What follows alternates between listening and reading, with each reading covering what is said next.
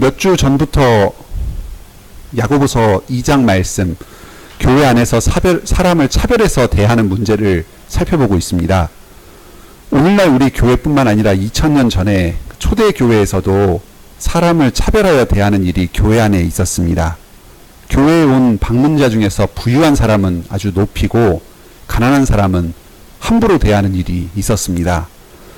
이렇게 사람을 차별하는 것은 우리 마음 깊은 곳에 근본적인 죄악을 드러내는 일입니다. 이것은 하나님께서 가난한 자를 높이신다 하는 사실을 의심하는 데서 나오는 것입니다. 또 스스로를 하나님과 같은 높은 재판장으로 생각하는 교만한 마음에서 나오는 태도입니다. 우리가 가장 낮은 자였는데 하나님께서 은혜로 우리를 구원하셨고 높아졌습니다. 그런데 이제 와서 다른 사람을 차별하는 것은 참으로 개구리 올챙이적 생각을 못하는 것입니다. 내가 무슨 공로가 있고 자격이 있어서 구원받은 것처럼 생각하고 저 사람은 그런 공로와 자격이 없으니까 구원받을 가치가 없다 이렇게 생각하는 것입니다. 얼마나 교만한 일인지 모릅니다. 다른 사람을 외모로 차별하는 우리들은 그리스도의 복음을 다시 한번 들어야 합니다. 세상에서는 돈으로 사람을 평가합니다. 하지만 하나님께서는 값없이 우리에게 은혜의 복음을 주시고 구원해 주셨습니다. 하나님은 은혜만을 구하는 우리 가난한 자들을 믿음으로 구원해 주셨습니다. 그리고 풍요롭게 하여 주셨습니다. 또 하나님 나라의 부유한 상속자로 삼아서 아주 훗날에 상속을 받을 유력한 아들딸로 삼아 주었습니다. 내가 하나님 안에서 변화받고 새롭게 된 것처럼 믿음으로 충만해진 것처럼 다른 사람 또한 겉으로 보이는 초라함으로 함부로 평가해서는 안 됩니다. 저 더럽고 냄새나는 사람, 도저히 구제불능처럼 보이는 저 사람도 하나님께서는 얼마든지 변화시키실 수가 있습니다. 아무것도 없는 곳에서 빛이 있으라 말씀하셔서 빛을 만드신 하나님이십니다. 또 우리의 완전히 어두운 그 마음 가운데 하나님을 아는 빛을 비추어 주셔서 주님을 믿게 하신 분이십니다. 바로 이런 하나님께서 죽은 우리의 영혼을 살려주셨듯이 저 보잘것 없어 보이는 사람에게도 똑같이 하실 수 있습니다. 이 사실을 알지 못하고 사람을 함부로 대하는 사람은 사실은 믿음이 없는 것이고 두 마음을 품은 것입니다. 하나님과 세상 둘 다를 섬기고 사랑하고 있는 것입니다.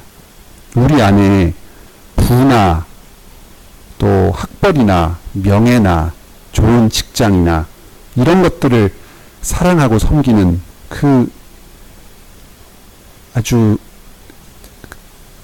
연약한 그 약점이 있습니다. 아주 예민한 그 마음속 깊이 있는 그런 약점이 있습니다.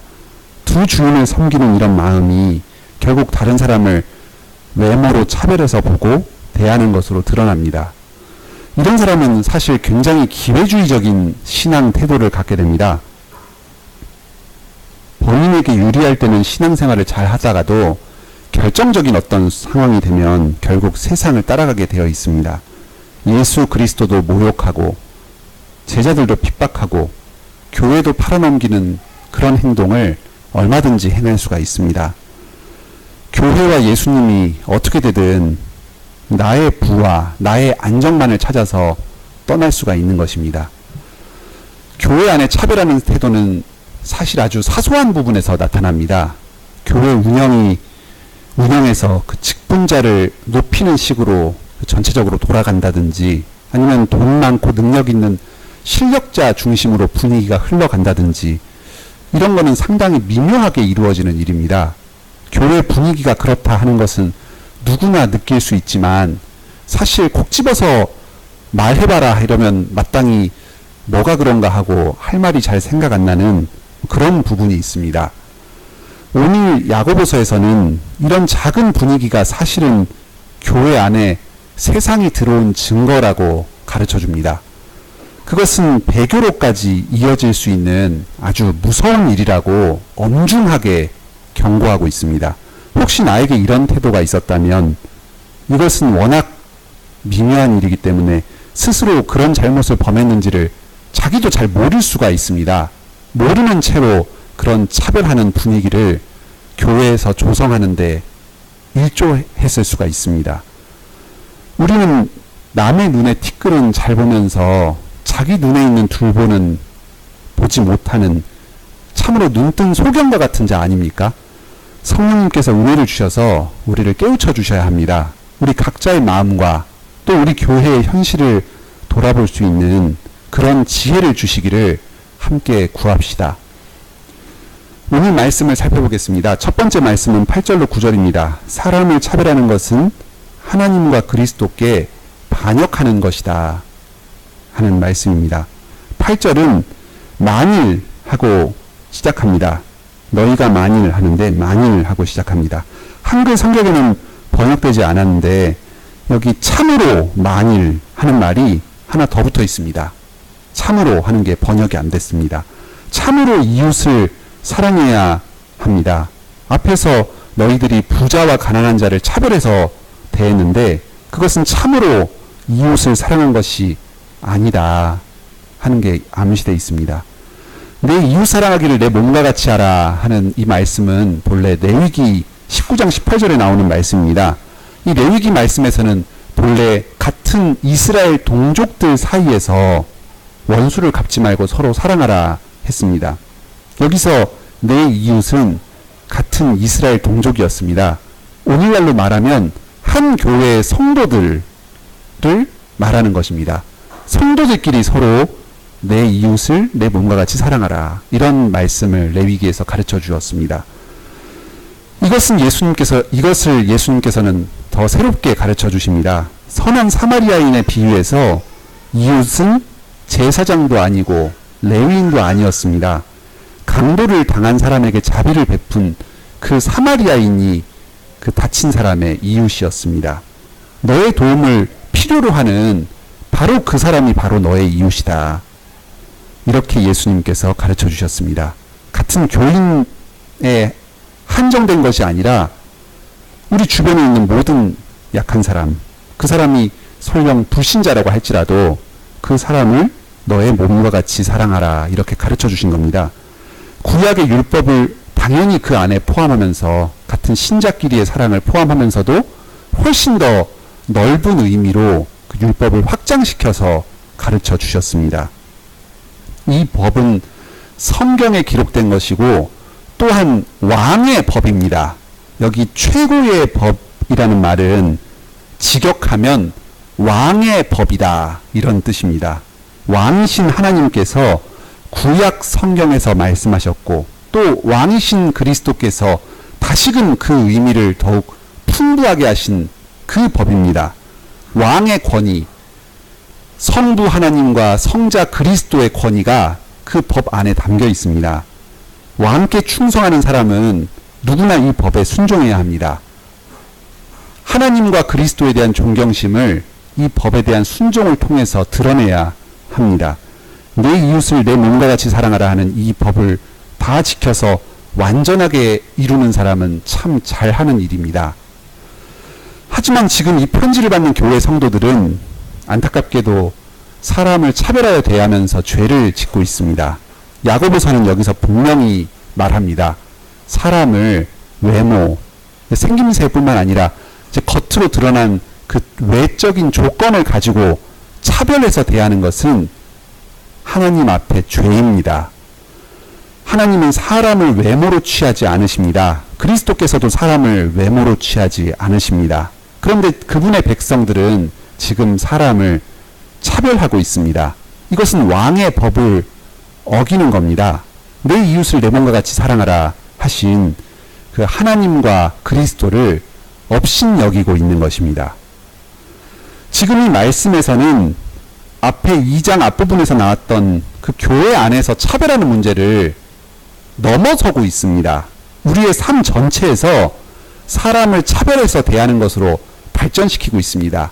앞에서는 교회에 온 방문자를 차별해서 대하는 문제를 이야기하고 있었는데, 지금 이 8절에 오니까 내 이웃을 내 몸과 같이 사랑하라 하면서 이것을 교회 밖 우리의 실제 생활에까지 다 넓혀서 이야기를 하고 있습니다. 일상생활에서는 세속적인 가치관에 찌들어 살면서 그런 눈으로 사람들을 바라보면서 교회 안에 와서는 차별하지 않는 것, 그런 것은 불가능합니다. 교회도 세상도 모두가 왕이신 하나님과 그리스도의 다스림 안에 있습니다. 우리는 교회에서 뿐만 아니라 우리 주변에 있는 어떤 사람도 우리 일상적인 생활에서도 겉으로 드러난 조건으로 차별해서 대해서는 안 됩니다. 유력한 사람, 아주 겉으로 보기에 대단해 보이는 사람을 높이는 것도 잘못이고, 가난한 자를 함부로 여기는 것도 잘못입니다. 우리 사회 곳곳에 조건으로 사람을 차별하는 세속적인 문화가 찌들어 있습니다. 힘이 있는 상관에게는 끔뻑 죽고, 잘못을 봐도 못 본 척하고, 청탁을 받아서 불법을 자행하면서도 별로 거리낌이 없습니다. 반면에 힘이 약한 부하 직원은 함부로 대하고, 심지어 여성인 경우에는 성적으로 희롱하고 추행하는 일들이 또 많이 벌어지기도 합니다. 이런 것들을 보고서도 잘못을 바로잡으려고 하지 않고 오히려 힘 있는 상급자를 두둔하고, 또 부하 직원은 몰아세우는 이런 것들이 전부 외모로 사람을 차별하는 일입니다. 이런 과정에서 세속적인 가치관들이 우리 성도들의 의식 깊은 곳으로 뿌리 깊게 스며들어가는 게 아니겠습니까? 약자를 함부로 대하는 일이 하느님 앞에 큰 죄입니다. 권력자 앞에 아부하는 것도 문제이고, 약자를 함부로 대하는 것도 문제인데, 이런 일은 교회 안에서도 행해서는 안 되고 사회에서도 행해서는 안 됩니다. 이것이 범죄입니다. 하나님의 율법을 어기는 것입니다. 왕의 법을 어겼다는 점에서 아담이 선악과 금령을 어기고 범죄해서 하나님께 영원한 저주를 받은 것과 다를 바가 없습니다. 율법을 어긴 죄는 사망입니다. 우리는 모두 죽어 마땅한 죄를 사람을 차별함으로써 범하고 있는 것입니다. 그런데 여기 율법이 너희를 범죄자로 정죄한다, 이런 말이 9절에 나오는데요. 이 정죄한다 하는 말이 조금 의미 있는 말입니다. 여기서 정죄한다 하는 말은 성경 다른 곳에서도 많이 쓰이는데, 다른 곳에서는 주로 책망한다, 꾸짖다, 이런 말로 번역되는 말입니다. 하나님의 말씀이 성도들의 죄를 책망하고, 또 목사나 장로들이 다른 성도의 죄를 책망해서 그 회개하고 잘못을 돌이키도록 할 때 쓰는 말입니다. 이 정죄한다 하는 말이 좀 너무 강하게 번역된 느낌이 있습니다. 지금 야고보서는 이 교인들에게 율법을 어기고 범죄했으니까, 너희 지금 차별해서 율법을 어겼으니까, 범죄자가 되었으니까 다 죽어라, 그렇게 저주하는 말이 아닙니다. 율법의 경고를 받아서 너희가 잘못한 것을 알고 깨달아서 책망을 듣고 어서 죄에서 돌이켜라, 회개해라, 다시 하나님의 말씀에 순종해라, 이렇게 권면하고 있는 말씀입니다. 그게 여기 정죄한다 하는 이 말에 담겨있는 의미입니다. 이것은 단지 예수님의 동생, 이 편지를 쓴 그 야고보가 자기 사람의 말로 하는 것이 아닙니다. 왕이 선포한 그 최고의 율법을 따라서 하는 왕께서 하시는 경고입니다. 높으신 왕께서 우리에게 최후의 경고를 주십니다. 마지막 기회를 주고 계십니다. 이 말씀을 듣고 어서 빨리 차별하는 이 죄에서 돌이키시길 바랍니다. 내 이웃, 특히 우리 가정과 교회와 사회의 약한 자들을 차별 없이 다 내 몸과 같이 사랑하는 여러분들이 되시기를 바랍니다. 두 번째 말씀 듣겠습니다. 10절로 11절 말씀입니다.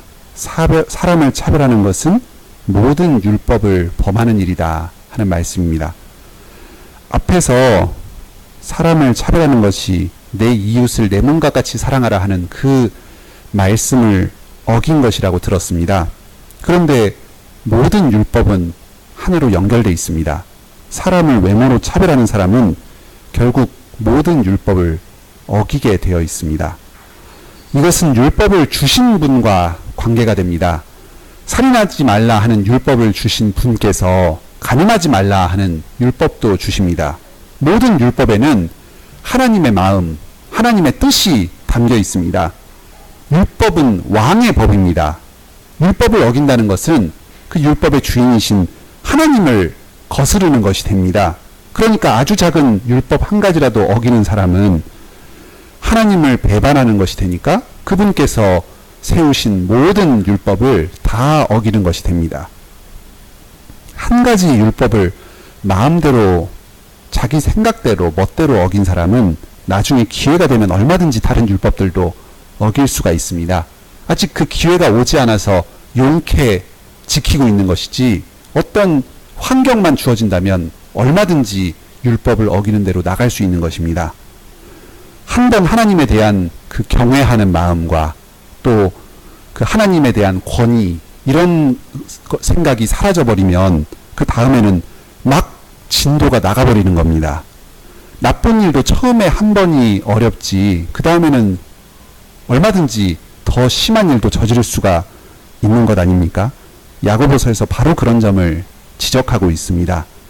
간음하지 말라 하는 계명도 있고 살인하지 말라 하는 계명도 있습니다. 사람을 차별하는 것은 살인하는 것이나 마찬가지입니다.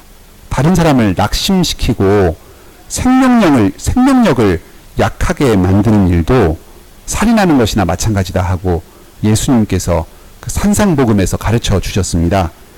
이렇게 낮은 사람을 함부로 대해서 그 낮은 사람을 좌절하게 하고 움츠러들게 하고 기분을 상하게 하는 그 사람이 바로 가늠하는 대로 얼마든지 빠져들 수 있는 그런 것입니다. 과연 그 일이 이 편지를 받은 교회에서 실제로 일어났습니다. 4장 4절을 보면 가늠한 여인 이야기가 나옵니다. 세상과 벗이 되어서 하나님을 버리고 가늠하는 대로 나갔습니다. 모든 죄의 중심에는 하나님을 경외하는 하나님 그분을 두려워하는 게 사라지는 것이 있습니다. 그게 근본이 되어서 죄로 나타납니다. 사람을 차별하는 죄를 저지르는 사람은 기회가 허락된다면 얼마든지 사람도 죽일 수도 있고 또 가늠할 수도 있는 그런 것입니다. 6계명과 7계명 뿐이겠습니까? 할 수만 있으면 도둑질도 하고 거짓 증언도 해서 다른 사람을 죽음으로 몰아넣게도 하고 또 자기 부모도 함부로 대하고 모욕할 겁니다.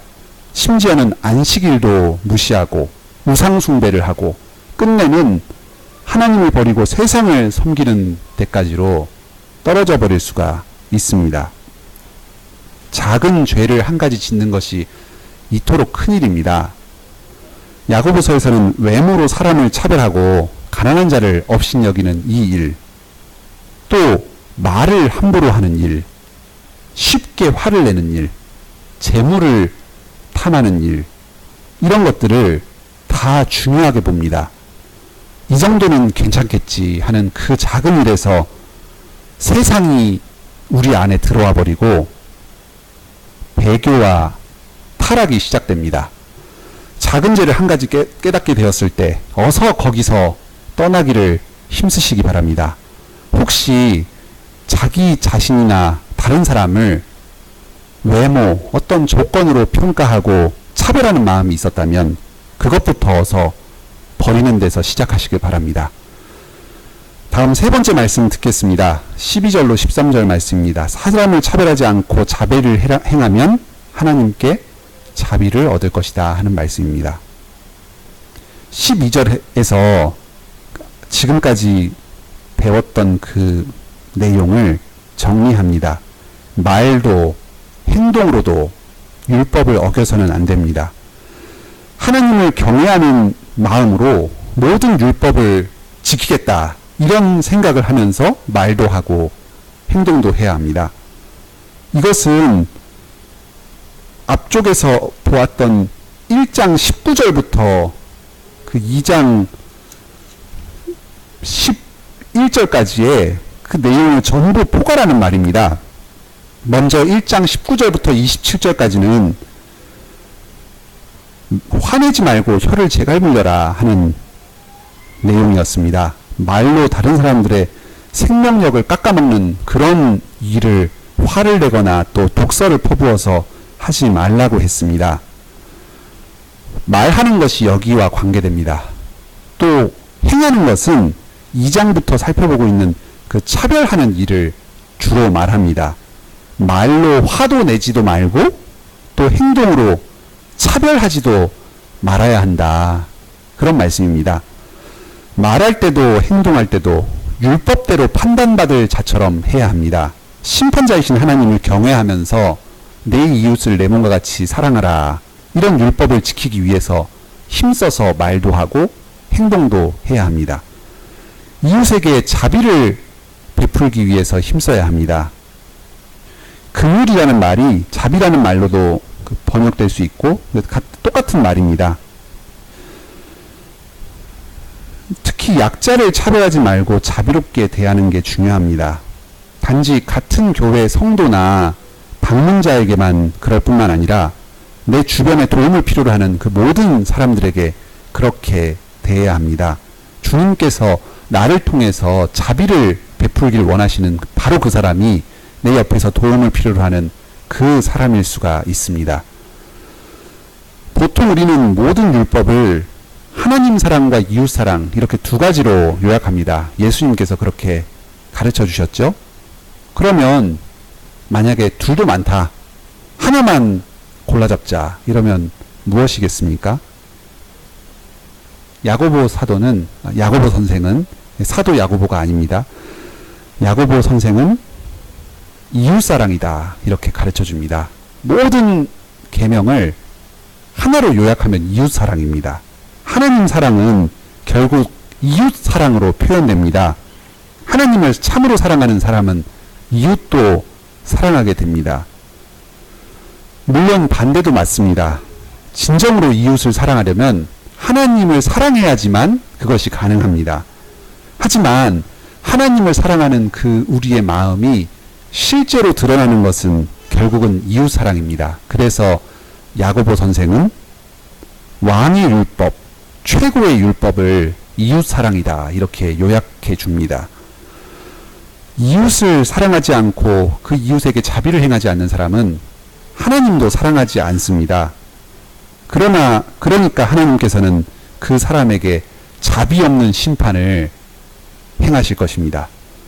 여기에 최후 심판의 신비가 숨어져 있습니다.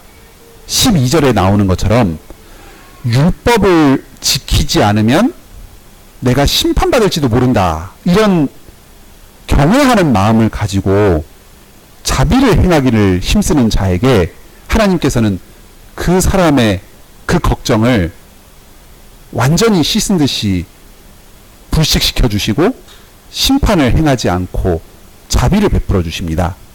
오히려 반면에 내게는 심판이 없다 이러면서 마음을 푹 놓고 하나님께서 자기에게 베푸신 자비를 헛되이 생각하면서 헛되이 하면서 다른 사람에게 함부로 대하고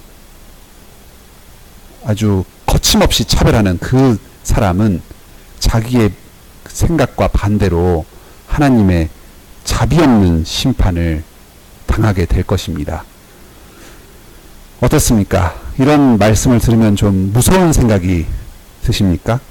혹시 율법주의처럼 느껴지진 않으십니까? 어떤 사람들은 실제로 이 12절, 13절, 이 9절을 행위구원의 근거로 이야기하기도 합니다.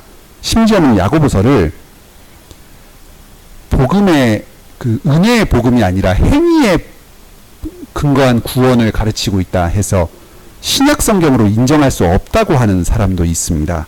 하지만 그렇지가 않습니다. 한번 잘 살펴보겠습니다. 야고보서에서 율법에 대해서 설명하는 말이 4군데 나옵니다. 첫째는 1장 25절입니다. 자유롭게 하는 온전한 율법이다 했습니다. 1장 17절에 보면 하나님께서 우리에게 시험을 이기게 하기 위해서 온전한 선물을 하늘에서 내려주신다고 했습니다. 온전한 율법이 바로 하나님께서 하늘에서 내려주시는 온전한 선물 중에 아주 중요한 것입니다. 온전한 율법을 통해서 우리의 삶의 경계선을 지어주십니다. 이 온전한 율법을 지킴으로써 우리가 시험에 빠지지 않고 믿음을 지키며 살도록 안전하게 보호해 주십니다. 우리를 죄와 시험으로부터 안전하게 보호해 주고 자유롭게 해주는 그 온전한 율법입니다.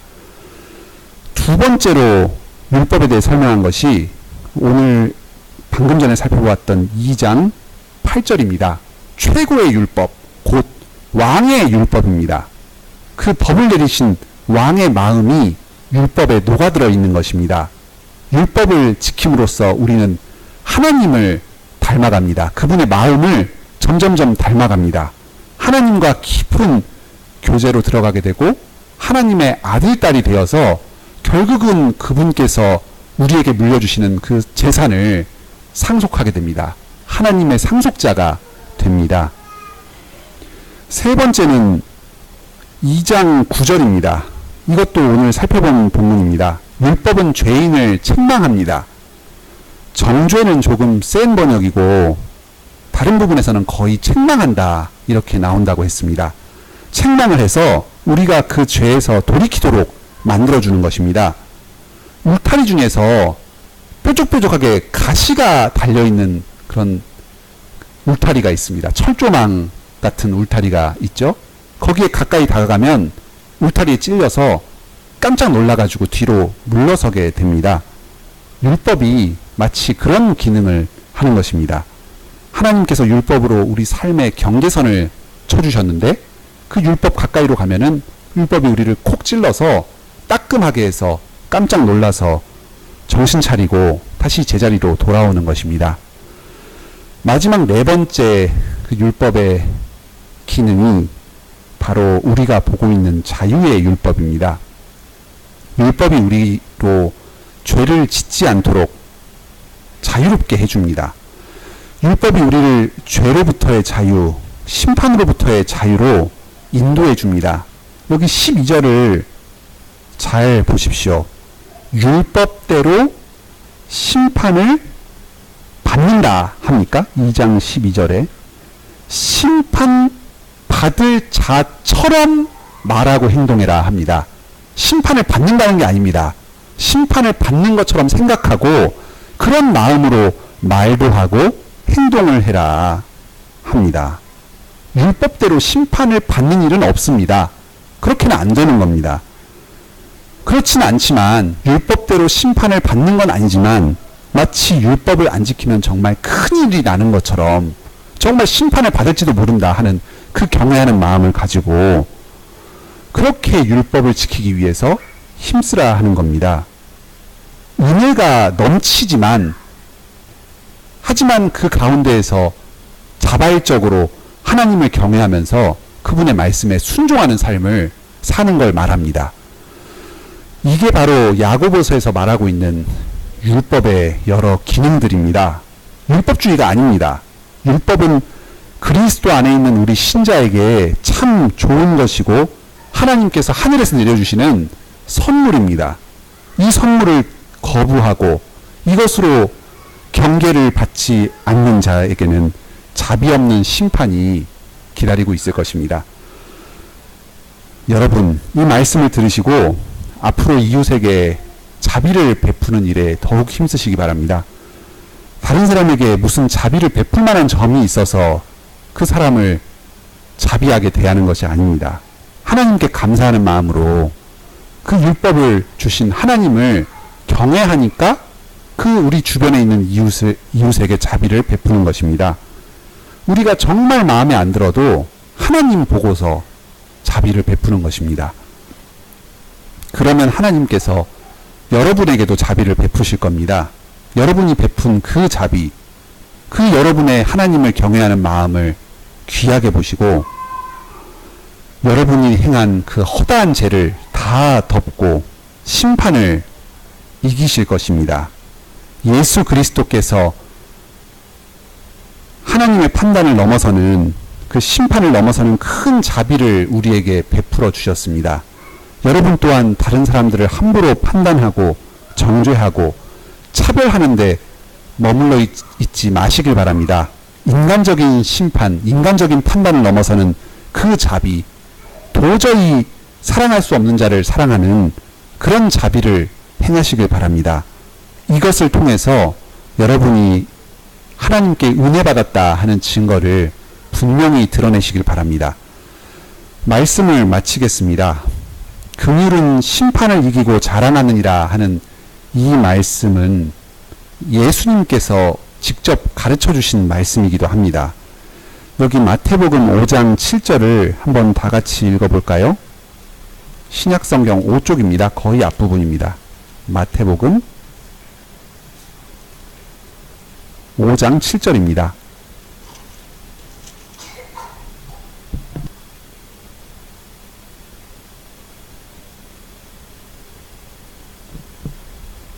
신약성경 5쪽 마태복음 5장 7절입니다. 한 목소리로 읽겠습니다. 긍휼히 여기는 자는 복이 있나니 그들이 긍휼히 여김을 받을 것이니요. 아멘. 다른 사람을 긍휼히 여기는 자, 자비를 행하는 자는 복이 있습니다. 자신 또한 하나님께로부터 긍휼히 여김, 자비를 받을 것입니다. 이 긍휼히 여긴다, 자비를 받는다 하는 말은 죄를 용서한다 하는 뜻을 가지고 있습니다. 자신에게 손해를 끼쳐서 벌을 받아 마땅한 사람을 용서해 주는 겁니다. 사람을 차별하지 않는 것이 곧 긍휼히 여기는 것이라 하는 이 오늘 야고보서 말씀이 보통 의미가 아닙니다. 단지 불쌍한 사람을 동정해서 조금 잘해주고 그냥 기분 좋게 대해주는 그런 정도가 아닙니다. 우리에게 죄 지은 사람, 싫어할 만한 합당할 이유가 있는 사람, 정말 누가 봐도 미워할 만한 그런 사람마저도 용서하고 우리와 같이 동등하게 대하는 것입니다.